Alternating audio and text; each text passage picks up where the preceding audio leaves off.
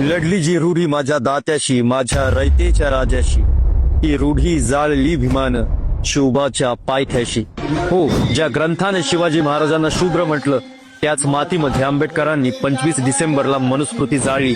आज आपण शिवाजी महाराजांना छत्रपती म्हणतो, हिंदवी स्वराज्याचे संस्थापक म्हणतो. पण इतिहासात एक काळ असा होता जिथे त्यांना राजा म्हणूनही मान्यता द्यायला काही लोक तयार नव्हते. कारण काय? कारण एक ग्रंथ, आणि तो ग्रंथ म्हणजे मनुस्मृती, ज्याने समाजाला माणूस म्हणून नाही तर जात म्हणून पाहिलं. त्याच ग्रंथात शिवाजी महाराजांसारख्या पराक्रमी योद्ध्यालाही शूद्र ठरवलं गेलं. मग म्हणून काय झालं? त्यांना राजा मान्य केलं गेलं नाही. त्यांचा राज्याभिषेक हा थांबवला गेला. अपमान झाला, अवहेलना झाली. ते क्षत्रिय नाही, ते योग्य नाही, अशा शब्दांनी स्वराज्याच्या राजाला जातीय चौकटीत अडवण्याचा प्रयत्न झाला.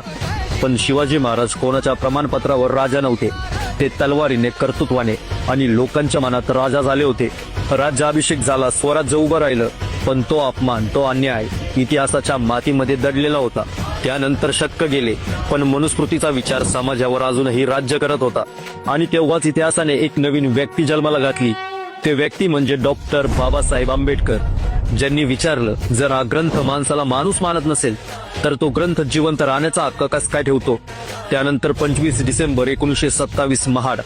डॉक्टर बाबासाहेब आंबेडकर हातात मशाल घेऊन उभे राहिले आणि त्यांनी मनुस्मृती ही जाळली. ही आग कागदाची नव्हती, ही आग होती अन्यायाविरुद्ध, अपमानाविरुद्ध, शिवाजी महाराजांसारख्या इतिहासातील प्रत्येक शूद्र ठरवलेल्या माणसासाठी. ज्या मातीत शिवाजी महाराजांचा राज्याभिषेक झाला, त्याच महाराष्ट्राच्या मातीत मनुस्मृती ही जाळली गेली. मित्रांनो, हा योगायोग नव्हता, हे इतिहासाचं उत्तर होतं. शिवाजी महाराजांनी तलवारीने अन्याय मोडला आणि बाबासाहेबांनी विचारांनी.